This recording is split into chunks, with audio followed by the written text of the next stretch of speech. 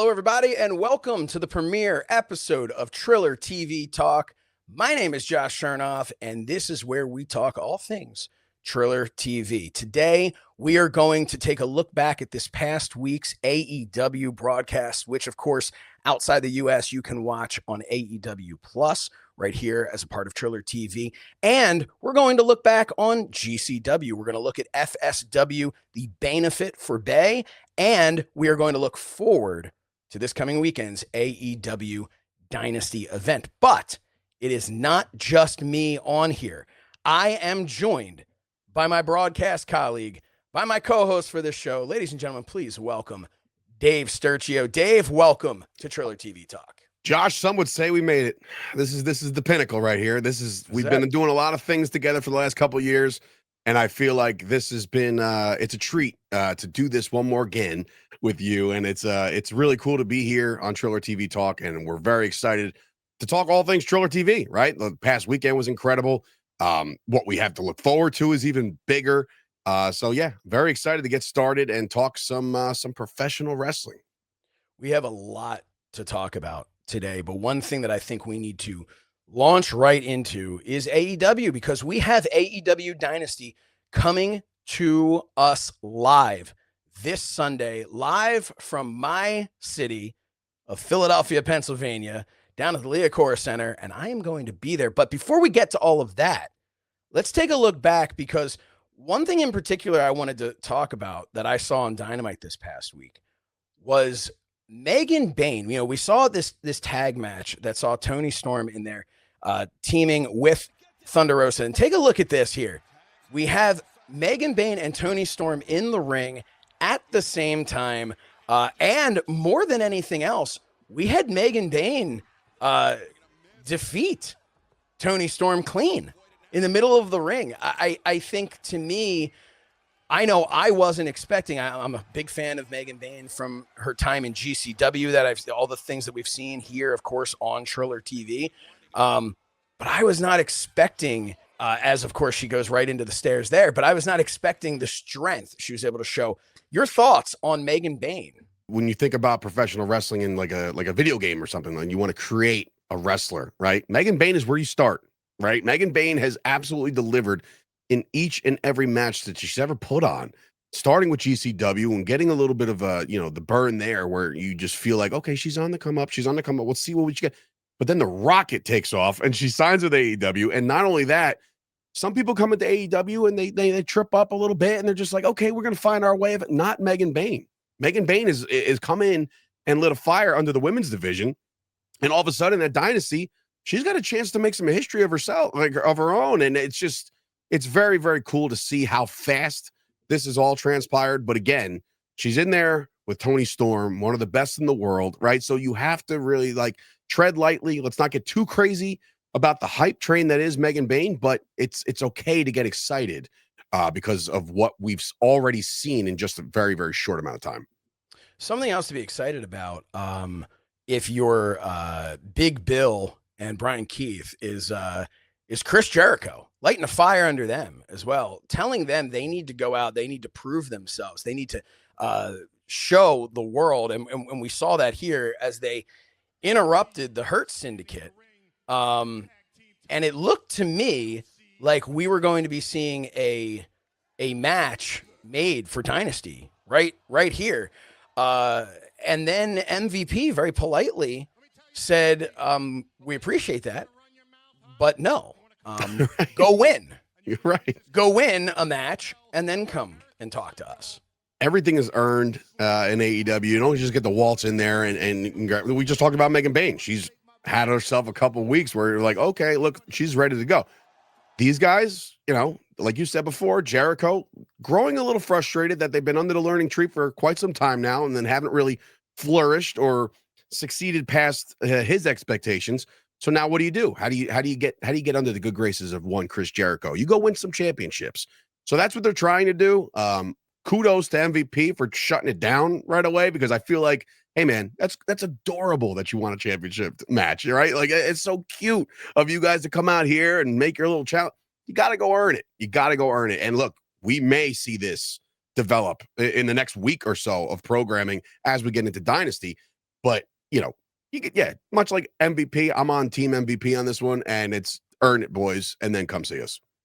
You know who isn't on team MVP, although he wanted to be, and it looked like maybe MVP wanted him to be as well. And that's one Maxwell Jacob Friedman. MJF had that card. He stared at it for a couple of weeks, and it seemed as though he was accepting a spot in the Hurt Syndicate with MVP until Bobby Lashley stepped in and tore that thing right up and said, "No, sir, you're not going to be a part of this." They're not the Hurt Syndicate anymore. They're just shut down business. Like, they're just shutting people down left and right. You can't just waltz in here and say, like, hey, I would love to be a part of you guys, which is also kind of intriguing to me, considering MJF is more of a loner type, march to the beat of his own drum. To see him possibly have interest in this is kind of shocking to me, because I don't know. He doesn't fit in, if that makes any sense. Well, I don't know. And I get that, and I understand that, except MJF is the ultimate opportunist. True. So let me ask you a question. If these guys aren't your best friends in the entire world, but you have an opportunity to have MVP, Shelton Benjamin, and Bobby Lashley have your back as you're pursuing it's a no-brainer. Your chase back towards the Triple B, come on now. Right? Yeah, I mean, listen, it's a no-brainer. It's a no-brainer that I know why he wants to be there. It's just like when you look at MJF, I always felt like, it's MJF versus everybody, right? And now it's like MJF might be realizing, Josh, you might have just alluded to this, is that if he wants to get back to the top, everybody in that locker room wants to punch MJF right in the mouth, right? Like that, It just seems to be not just the locker room, right? Right, the fans, everybody, right? Me, I don't know, whoever else wants to punch MJF right in the mouth. So he does need some kind of insurance, right? What better insurance policy than the Hurt Syndicate? So, I can see why he wants to do it. Again, maybe it'll take me a couple more weeks to adjust if this does, fabricate into something bigger. But I don't know.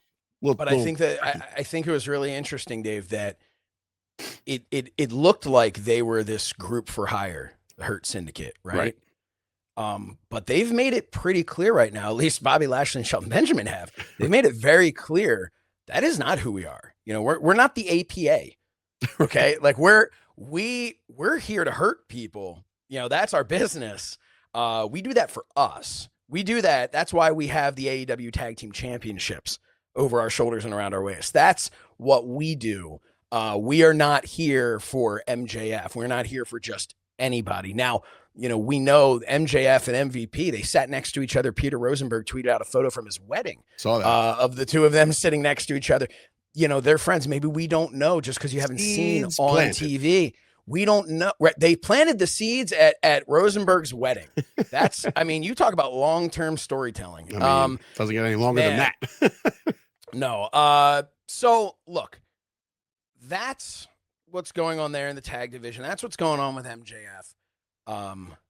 Man, we have to talk though about Kenny Omega and the International Championship, because while we had matches leading up to decide who was going to, this is a couple weeks ago, who was going to challenge him for his International Championship, we settled on two people: Speedball Mike Bailey and Ricochet. Ricochet not available this week. He was there via satellite, if you will.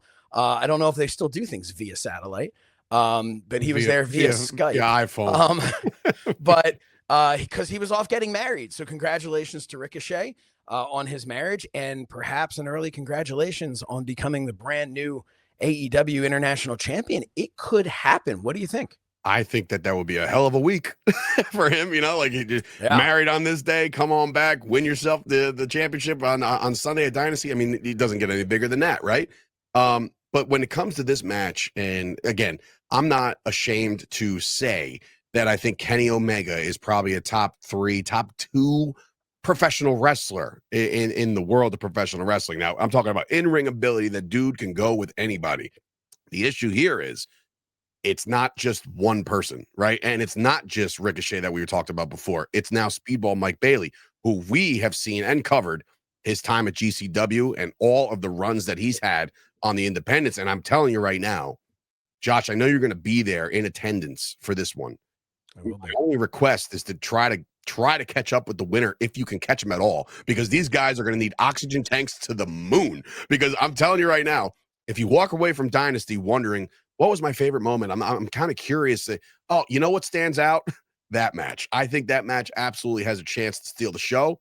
Those three individuals are incredible. And I will say, to Kenny Omega's detriment, I guess, in standard triple threat rules, he doesn't even have to be involved in the pinfall or submission, Josh. Like, he's got true. He's not just competing against one, he's competing against basically him, not only the two opponents, but just you got to stay involved in the match. It's the only way. You can't mail this win. Yeah, this isn't an opportunity to catch your breath. No, which is something that I feel like most people will have to just from watching it. Right.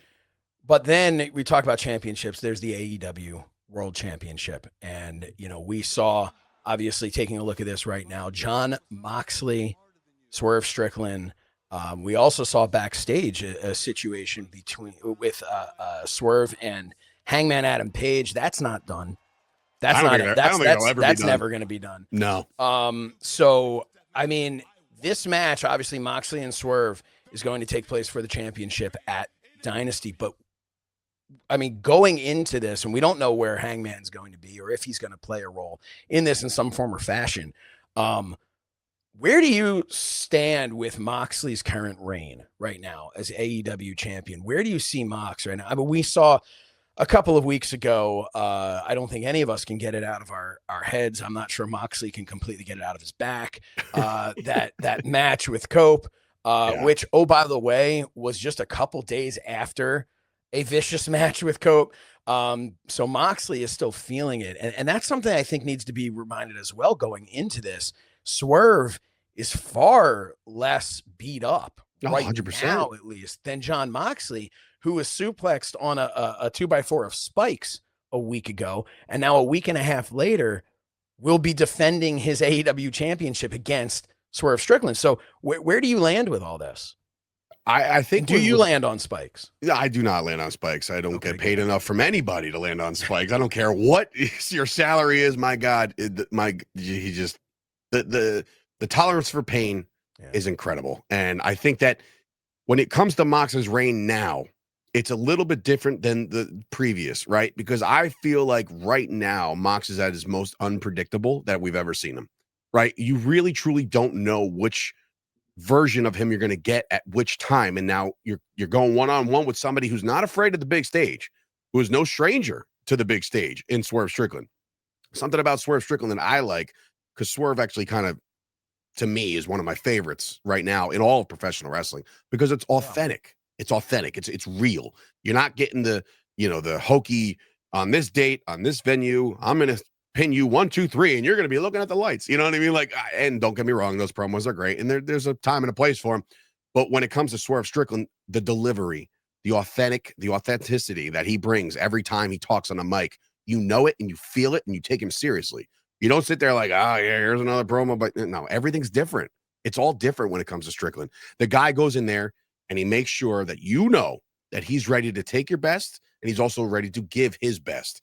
And I don't think I've ever seen a Swerve Strickland match where he hasn't given 110%. And to your credit, Josh, saying that Mox is all banged up is an understatement.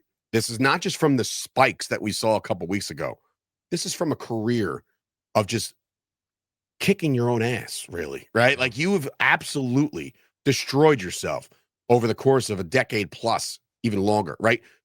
But now you have to dial it up. You got to hone it all in. You can't get too reckless with somebody as skilled as Swerve Strickland. This one's going to be just pretty intense from start to finish. You saw it based on the promo you watched this past week on AEW television. But I'm telling you right now, if you needed a reason to order Dynasty this week, this championship match could go down as one of the ones that you're looking back at 5 years from now, like, what are the best AEW championship matches of all time? This could fall on that list. You got to be careful when you make lists like that, because then you're like, well, then you're leaving out this one and you're leaving out that one. No. Trust me when I tell you, Mox is unpredictable, but Strickland is on another level. So this one's going to be very interesting to see play out. And that comes up this Sunday live right here on Triller TV on pay-per-view. Go order it now. You will not be disappointed. AEW consistently, if there is one thing they do well, and they do a lot well. But if there's one thing, it is put on a pay-per-view card. So I'm excited for that, and go tune into that. But let's talk a little bit more about what happened here on Triller TV this past weekend. You talked about real. You just mentioned something being real, feeling real. Nothing is more real than the emotions you felt this past weekend FSW with the benefit for Bey, for Chris Bey, watching Chris Bey come to the ring. We're going to take a look at that right now. Chris Bey walking on his own to the ring. Just an unbelievable it's one of those moments you didn't expect. But now that it happened, you're glad you saw it. I saw it live, watching it on Triller TV, and it was really, really exciting to see it. But more so, if you have an emotional bone in your body, you were showing it. You were showing it. If you're a human being, you were showing the emotion. And I know I was, the ultimate, they talk about like movies and sitcom, the guy cry movies, right? They're the ones that make you to really feel it. And watching Chris Bey and his resilience of what he's gone through in the past couple months to where he is now. Now, obviously, we're not doctors here, right? We can't predict the future. But if I know anything about Chris Bey and his resiliency and his just passion for the product and passion for the business of professional wrestling, I can 110% see this guy doing the stuff that he loves again down the road. And it's just an awesome event. They put on a complete banger of a show. And I think that it was just great to see the world of professional wrestling come together. We talked about, real. That's as real as it gets. And the love that was shown for Chris Bey, and to have people there like a Karrion Kross, like a Hammerstone, Chris Bey is, if you wake up one morning and you're not feeling great and you need that motivation, my God, Chris Bey is all the motivation you need. Unbelievable. Professional wrestling has this ability, much like I'm a big NFL guy, right? It's a brotherhood, it's a sisterhood, right? Professional wrestling. And this is exactly what we talk about when we talk about the good in pro wrestling. Because of course there's always going to be, the bad and the politics and everything like that you just want to talk about anymore. You're kind of sick of hearing it. This is the wholesome, real stuff that professional wrestling does for you. And you say that, when I saw it live, right? And I'm watching this and I'm seeing him just come on out and I'm like, if you're a human being with an emotional bone in your body, you got emotional, right? This is one of those things where, yeah, we don't know what the future holds for Chris Bey, but you know what? Chris Bey has informed us time and time again that what he's doing right now is his story now. Like what he's doing, like everything you've seen before with Chris Bey in the ring, fantastic performer. That match in itself against the Hardys when unfortunately the tragic accident happened. The guy, like, if you listen to an interview with a friend of the show, Chris Van Vliet, right? Well, if you listen to him and you hear the sound in his voice saying like, okay, I'm going to roll over. I'm going to do the next spot. I'm going to do and he can't. But the fact that that's where his mind goes, that's how you know he's dedicated to the craft. So if he's dedicated that much to the craft, he is absolutely 1,000% more dedicated, Josh, to this recovery, to proving the doubters wrong. And like you said before, having Karrion Kross and basically the world of professional wrestling, not just like, okay, a couple guys from this promotion, a couple guys, everybody was represented. Everybody wanted to be there to support this guy. And I really, truly believe that with enough support and love and appreciation for what he's done for this business, there will be a day we see Chris Bey in the ring again. That's not like a bold prediction. That's just something that I feel in my bones where I'm just looking at this guy and the determination in his eyes and just the way he speaks about the business and the community and the outreach that it produced. He's going to be motivated enough, not just to, pick up and jog one day, but get in there and entertain us because that's what he loves to do. And again, like to hammer that home, this event was special. It was awesome to watch live. You can go back and watch it right now on Triller TV. It's an incredible, incredible event for an incredible person. And I just took a page out of Josh's book from episode 0, and it's incredible. Dave loves the word incredible. We learned that in our dry run prior to this. That was definitely me. Dave is a big fan of the word incredible. Huge. But it's definitely the word to describe Chris Bey. And as a lot of people have told him, as he has said, people keep telling him, if anyone can do it, he can. and it remains to be seen. But more than anything, even more than him stepping foot into the ring as a competitor, the mere fact that he was able to step foot into the ring on his own, just unbelievable, and just such pride from the entire wrestling community to Chris Bey. And then on top of that, awesome action, right? You have this opportunity about somebody that's built like a brick S house. Dude, this guy Hammerstone, my God. And in there with Karrion Kross, this was another one that was just a hard hitting match. The fact that these guys were able to walk out of this was impressive. Just a hard hitting competition between two people who obviously were there giving it their all for Chris Bey. And you know what's funny, on socials, I believe it was Hammer that put out a picture of those guys 10 years apart. And it was such a cool picture. I was like, I'm like, I have to like zoom in. I'm like, there's no way that's Karrion Kross and that's Hammerstone. Like, there's no way. But it is. It's authentic and it's real. It's not AI or anything like that. But it's they put on an absolute show. They really did justice to this event. Speaking of authentic and real, there's a gentleman by the name of Matt Tremont. And I don't think you could, if you said to Matt Tremont, hey man, I'd love for you to go out and do something fake. I don't know that he knows how to do that. I don't know if he knows how to, when you like play around with your friends as a kid and you're just like, oh, we'll fake punch, fake kick, just because we're trying to emulate what's on TV. But I feel like Matt Tremont was just hitting people in the head with light bulbs back then.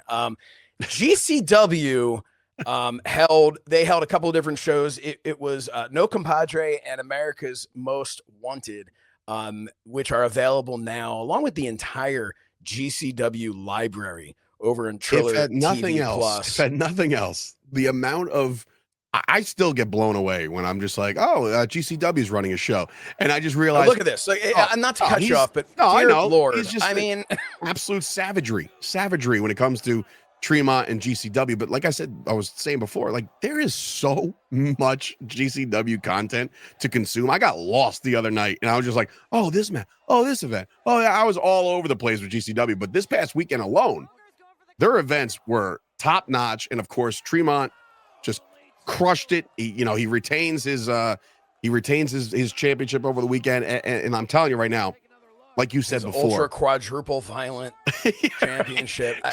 There is no mailing it in for this guy. It starts with his entrance where the crowd is singing along and it's all fun and everybody's upbeat and everybody's like, yay, look at all, it's a feel good moment. And then that bell rings and Tremont, I've watched this guy for years. Again, he's got to get plenty of oil changes. And when I say oil change, he needs some kind of blood, because the amount of blood this guy loses over the course of just a couple matches. I hear they just mop his blood up after the match and just put it right back into him. Here, have this. This is yours. But you know what? Anyone can smash a light tube over their head or break through a table, or I say anyone who's crazy enough to do it. But what Matt Tremont brings to the table, as we love it, I love it. I'm just unbelievable. But what Matt Tremont brings, and what so many others in the GCW world, or the GCW universe, as Matt Cardona would say, what they bring to the table is a personality that the fans attach to, that they get to. But it's also important to mention, while we're specifically showing Matt Tremont and what he did on this show, GCW, as it's been talked about many times before, it's not just that. It's not just, and that was this hardcore, and that was a wrestling. stigma. That was a stigma in the beginning when they came around. It was like, oh, all right, it's just a bunch of violence, and just craziness. But over time, and they sold me, like, because in the beginning, like, it's not for everybody. It's not everybody's cup of tea to watch light bulbs and just craziness, right? Every so often, just like the Mox thing, a couple of weeks ago, where you're just like, God, But like for me, GCW grew on me very fast, because I'm like, oh, you know what? There's tremendous wrestling going on around here too. Like, it's not just your hardcore death matches. It is professional wrestling at its pinnacle. We talked about Megan Bain before, with AEW. Well, this past weekend, America's Most Wanted, she's in there with WWE ID Zeta Steel, right? So it's like she's everywhere, and it's just GCW just keeps adding and adding and adding. And the one thing I will say, please, I'm not done yet, Josh. You sit there and hold on. The one thing I will say about GCW is the relationships that Brett Lauderdale is able to obtain over the course of the years that he's been producing and making this thing the juggernaut that it is. I tip my cap. Bravo, Brett Lauderdale, my guy. You have made history with the amount of stars that are nationally on TV, on different programs, different promotions. They're all there, one place, the world on GCW. And that's where we need to talk about this right here. Yes. GCW presents the ID Championship Tournament. That's the WWE ID. These are all WWE ID competitors who will be competing as part of the GCW collective, which is all part of Mania Week.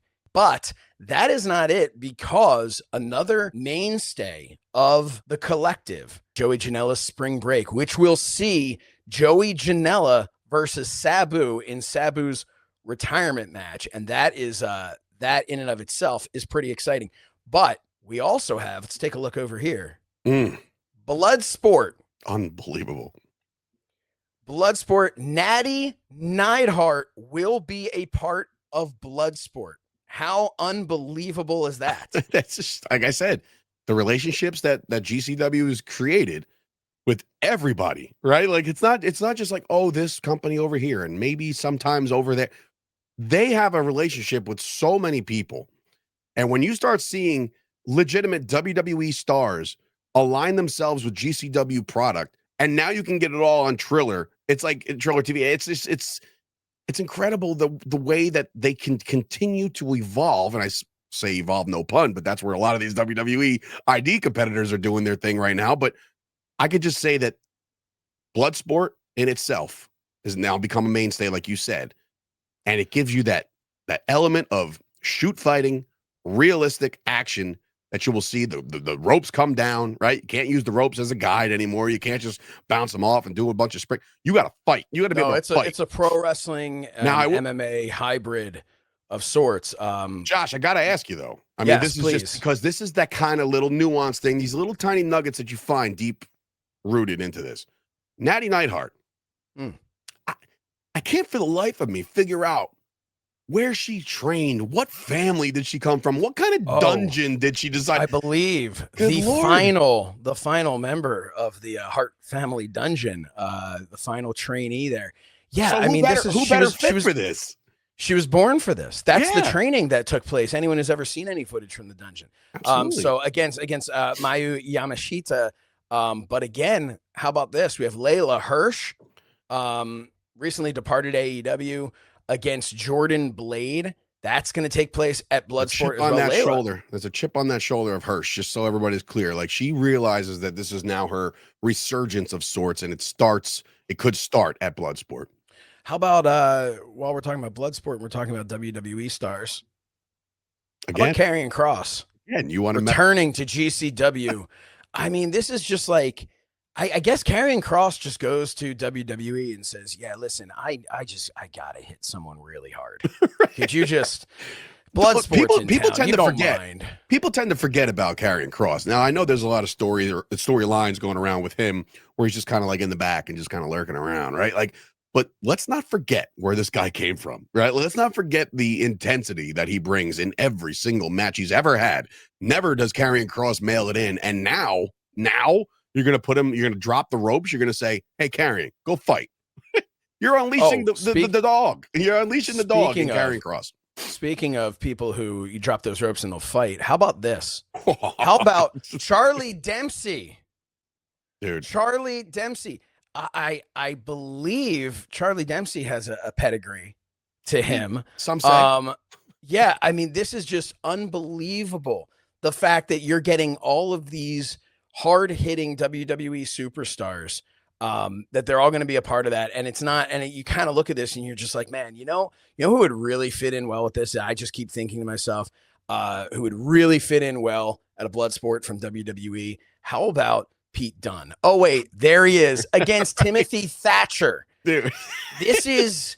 They're not effing around, okay? They are not no, messing around. And I'm telling you, Thursday, April 17th, live from Las Vegas, all part of the GCW collective. You do not want to miss it. I am, Dave, I think this year's collective, when you look at everything, Effie's Big Gay Brunch, going to be there. Always a great show. And but just so everybody's clear, it's made official at No Compadre after Effie defeated Microman. He said the only time and only shot anybody is getting at the GCW World Heavyweight Championship will be at the Big Gay Brunch. As many events as these guys are, it's exclusively at the Big Gay Brunch. We saw a lot of it. And the opponent, get ready. Dark Sheik is going to absolutely bring it. But like you were saying, I will say with Microman, it was a shame that he came up short in that match. I'm sorry. Hey, before we get out of here, there's just two other things I need to talk about, because as we look ahead, ICW has a great show coming up on the 6th, as well as GCW has another show coming up here on Triller TV Plus. MLP Northern Rising. If you have not checked out MLP, go check it out right now. Watch on pay-per-view. See their most recent show. Their production value is unbelievable. Incredible. And they've got more and more coming. We've talked about Mania Week kicking off. I do want to just say, last weekend, a travesty occurred, and you can watch all 4 parts of World Series Wrestling, where Nick Nemeth stole the Internet Championship. He's already World Series Wrestling champion. He got it back. But the mere fact that he has his name on, that he was able to steal that from Matt Cardona and put his name in the record books there, as perhaps even a multi-time. I think he held that title once before. For anybody wondering exactly, and maybe this is the first time you're seeing our faces, Dave Sturchio, Josh Shernoff, right? Like, who are these guys? It's on good authority, and I've seen it in person, which is unfortunate, but Josh Shernoff just so happens to have a very close friendship with Matt Cardona. He may or may not refer to him as his best friend in the entire universe. I digress with all that, but I know that's why you're little hurt in the feelings over this past weekends, because of the events of Nick Nemeth. No, that's, fair is fair. But you know what's really fair? If you're thinking, man, I wish I could just, throw some money down for a pay-per-view of just the best wrestling in the world. Well, we've got a really fair deal for you, because AEW Dynasty is this weekend. Do not miss AEW Dynasty. It is going to be worldwide available on Triller TV. Go now, order it if you haven't. You see it right there below us in that beautiful little ticker that we have. Go now, AEW Dynasty. I'm going to be there, and next week, Dave, I'm going to show some behind-the-scenes footage, some exclusive interviews. I'm going to go and try and catch up with people. Should I try and... I'm a little, I was thinking about Kenny Omega and Mike Bailey and Ricochet, and I was going to say maybe I'll catch up with like the winner, but I think I might be too out of breath from watching the match to be able to actually interview anybody. You know what? I got an assignment for you, Josh, since you're going to be in Philadelphia, right? I want you to go and make sure that Cope is on the same page with his boys, because that 6-man tag is going to be electric. But I'm very curious, because those guys, it just seems to me that they're going through it a little bit, right? There's a little bit of a hostility going on. And I think that I would love for you to go find those guys prior to the match, just to see how they're feeling. I will do my very best to catch up with them. Here's my take on that before we leave. Sure. As far as FTR and rated FTR. Listen, FTR has been a mainstay at AEW. They're one of the best tag teams in wrestling right now. However, like I said, there's a little bit of hostility going on here. Dave, you have a brother? I do. I have a brother. Yeah. Those two are brothers, right? Maybe they're not blood related, but they've spilled enough blood in the ring together that they kind of are. tell me, no matter how close you are, brother could be your best friend.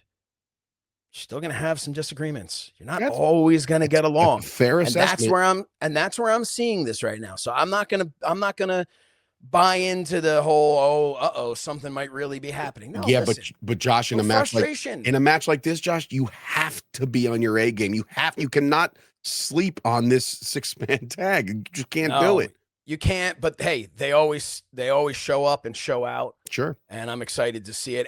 And I'm excited to wrap up the first ever Triller TV Talk episode. We hope you've enjoyed it. We're going to have some fun moving forward in the coming weeks. We talked about what I'm going to do at AEW and some footage you guys will be able to see. But you know what we want? We want to hear from you. So we're going to throw some stuff out on social media, and we're going to ask you to send us. We want to know, what was your favorite moment? Doesn't even have to be the match, but favorite moment from AEW Dynasty. And you let us know that Sunday night. Start sending in your videos Sunday night. We'll have the links on our social media at Triller_TV. I believe that's what it is, right? Did I say that correctly? I hope so. But I'm at So Says Shernoff, and he's at someplace. Dave, where are you? I'm at Dave Sturchio. And yes, please send in all of your favorite moments from Dynasty. And guess what? We'll choose a couple to air right here on the next episode of Triller TV Talk. This was fun, Josh. Face on here. I mean, less of our faces. They're probably tired already of seeing us, so might as well switch it up a little bit, right? Let's do it. We will see you next time right here on Triller TV Talk, where we talk all things Triller TV. See you next time.